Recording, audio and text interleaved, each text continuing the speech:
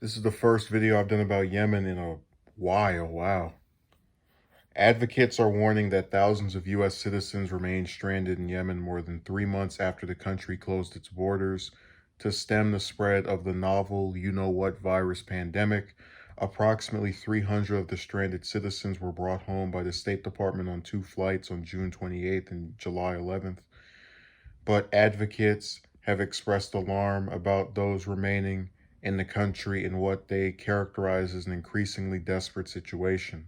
Yemen has been embroiled in 5 years of civil war, suffering under the worst human-made humanitarian crisis ever that is further threatened by rising cases of COVID-19 in a health system that has essentially collapsed.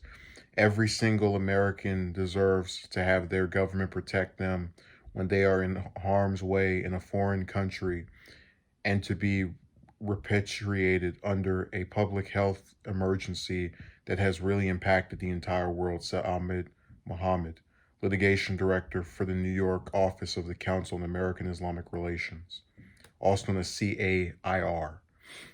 The U.S. citizens in Yemen are one of the few groups not included in the State Department's efforts to repatriate over 100,000 Americans from 136 countries and territories. Those numbers were recorded up until June 10th. The oversight echoes criticisms the State Department received in the initial days of its repatriation efforts, with stranded Americans saying they felt abandoned by the U.S. government. Well, they felt abandoned because they kind of were. If the U.S. says basically to hell with you because you're stranded in some other country that's not on their list, they are abandoning you. And I guess someone could make the argument that maybe it's kind of like what's a good word for it? A thing of not wanting to, basically sacrificing the few for the needs of the many. There's this fear maybe that in countries like Yemen, the virus has spread to the Americans that have also been over there, whether it's for a visit or for some extended stay. So I could see someone saying that that's one of the reasons why they don't want to go and rescue these people.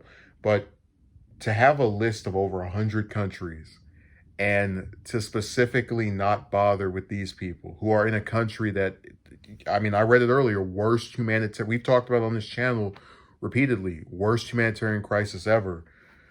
And they just, that sense of alarm doesn't really seem to be on the mind of the State Department. I wish they would come out and actually explain what their rationale behind doing this is. But they're going to keep on allowing Americans to be stranded in a country that is seeing its own people being treated like trash. So, thanks for checking us out. Stay safe.